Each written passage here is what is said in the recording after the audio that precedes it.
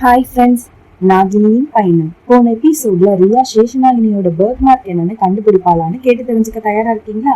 அதுக்கு முன்னாடி நீங்க இன்னும் இந்த மிபுதயாஞ்சல் சேனலை சப்ஸ்கிரைப் பண்ணலன்னா சப்ஸ்கிரைப் பண்ணிட்டு அப்படியே பக்கத்துல இருக்கிற பெல் ஐக்கானை கிளிக் பண்ணிருங்க. அப்போதான் நான் அடுத்தடுத்து அப்லோட் பண்ற கதைகளை நீங்க உடனுக்குடன் கேட்க முடியும். அதே மாதிரி இந்த கதையோட கருத்துக்களை கமெண்ட் செக்ஷன்ல மறக்காம கமெண்ட் பண்ணிருங்க ஃப்ரெண்ட்ஸ். எபிசோட் 14. நீ என்ன பண்ணுவியோன்னு எனக்கு தெரியாது, ஆனா என்னதான் நீ கண்டிப்பா கல்யாணம் பண்ணணும்.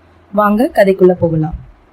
ரியா சேஷநாகினிக்கான பர்த் மார்க் எங்கேயாச்சும் தீக்ஷா உடம்புல இருக்கான்னு எப்படியாச்சும் இன்னைக்கு நைட்டு தூங்கும் போது கண்டுபிடிக்கணும்னு யோசிக்கிறா. அதே மாதிரி இன்னைக்கு வீட்டுக்கு போயிட்டு ஃபர்ஸ்ட் ராஜர் கிட்ட இன்னைக்கு நடந்த எல்லாத்தையும் சொல்லி அவங்க கிட்ட ஏதாச்சும் ஐடியா இருக்கான்னு கேட்கணும்னு யோசிக்கிறா.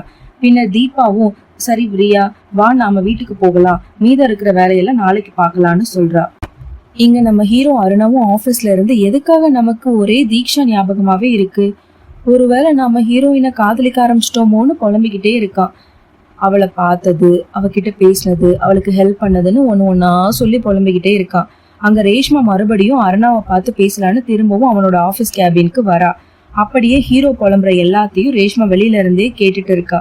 ஒட்டு மொத்தமா அருணாவை பேசினதை கேட்டுட்டு வீட்டுக்கு போறா. அப்படியே வீட்டுக்கு போனதும் ரூமுக்கு போயிட்டு, எப்படி அருணாவ் நீ இவ்வளோ நாளா நான் உன்னையே சுத்தி வரேன், ஆனா நீ என்ன லவ் பண்ணாம யாரோ ஒரு பொண்ணு ட்ரெஸ் டெலிவரி பண்ணி கொண்டு வந்தான்னு சொல்லிட்டு அவளை லவ் பண்றியேன்னு சொல்றான். வீட்டுல இருக்கிற எல்லா பொருட்களையும் போட்டு உடைக்கிறா. பின்னர் அந்த சத்தம் கேட்டு யாதவும் தாரிகாவும் ரேஷ்மா ரூமுக்கு வந்து, உனக்கு என்னாச்சு ரேஷ்மா, பைத்தியம் பிடிச்சிருக்கா என்ன, எதுக்காக எல்லா பொருட்களையும் தூக்கி போட்டு உடைக்கிறேன்னு கேக்குறாங்க. அதுக்கு ரேஷ்மாவும் அழுதுகிட்டே அருணாவோட ஆபீஸ்ல நடந்த எல்லாத்தையும் சொல்றா. உடனே யாதவ் தாரிகா 2 பேரும், நீ அழாதம்மா, நாங்க 2 பேரும் இத பத்தி நாளைக்கே அருணாவோட அப்பா அம்மா அபிஷேக் மற்றும் பிரியா கிட்ட பேசுறோம், நீ எதை பத்தியும் கவலைப்படாதுன்னு சொல்லிட்டு நீ நல்லா ரெஸ்ட் எடுமான்னு அவங்க ரூமுக்கு போறாங்க. பின்னர் ரேஷ்மாவும் தனக்குத்தானே நீ என்ன பண்ணுவியோன்னு எனக்கு தெரியாது, கண்டிப்பா அருணாவ் நீ என்ன மட்டும்தான் கல்யாணம் பண்ணிக்கணும்னு கண்ணாடியை பார்த்து பேசிட்டே இருக்கா. பின்னர் தீக்ஷாவும் ட்ரெஸ் எல்லாம் டெலிவரி பண்ணிட்டு வீட்டுக்கு போறா. அப்போதான் தீபாவும் ரியாவும் கூட வீட்டுக்கு வராங்க. தீக்ஷா உடனே எல்லாருக்கிட்டையும் நான் ஃப்ரெஷ் அப் ஆயிட்டு வந்துடுறேன், வந்ததுக்கு அப்புறம் எல்லாரும் சாப்பிடலான்னு சொல்றா. அப்போ ரியாவும் ராஜீவ் கிட்ட, அப்பா நான் உங்ககிட்ட பொட்டிக்ல என்னென்னலாம் கத்துக்கிட்டேன்னு சொல்லட்டுமான்னு சொல்றா. அதுக்கு ராஜுவும் இவையே இப்படி நடந்துக்கிறா, ஒருவேளை தேவிகாவும் கேசவும் இருக்கிறதுனால எப்படி பேசணும்னு நினைக்கிறாளோ. உடனே ராஜுவும் அதை புரிஞ்சுக்கிட்டு, வாரியா நம்ம 2 பேரும் கொஞ்சம் வாக்கிங் போயிட்டு வரலாம், அப்படியே பேசிக்கிட்டே போலான்னு 2 பேரும் வீட்டுல சொல்லிட்டு வாக்கிங் கிளம்புறாங்க. அப்படியே போயிட்டு இருக்கும்போது இன்னைக்கு நடந்த எல்லாத்தையும் அவங்க கிட்ட சொல்லுறா ரியா. பின்னர் ராஜீவும், நீ சொல்றது சரிதான், நாகநாகினிகளால மட்டும்தான் அடிப்பட்ட காயத்தை மறைய வைக்க முடியும்னு சொல்றான். உடனே ரியா, உனக்கு ஏதாச்சும் ஐடியா இருக்கான்னு தீக்ஷா பத்தி தெரிஞ்சுக்கிறதுக்குன்னு கேக்குறா.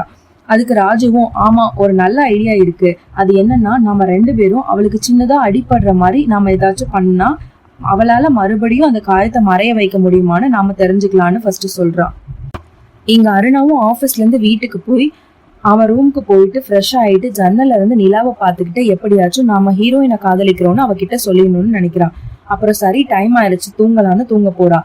இங்க தீக்ஷாவும் ஃப்ரெஷ் ஆகிட்டு சாப்பிடலான்னு வரும்போது கீழே ஒரு கண்ணாடி பீஸ ரியா கீழே போட்டு வச்சிருக்கா. அதுல தீக்ஷா மிதிச்சிட்டா. உடனே அவளுக்கு அடிபட்டு பிளட் வருது. ஆனா அவ எதுக்குமே ரியாக்ட் பண்ணாம அவ கையாலேயே அந்த கண்ணாடி பீஸ எடுத்துட்டு அடிபட்டு இருக்க இடத்துல அவ கைய வைக்கிறா. மறுபடியும் அந்த அடிப்பட்ட காயம் மறைஞ்சிருச்சு.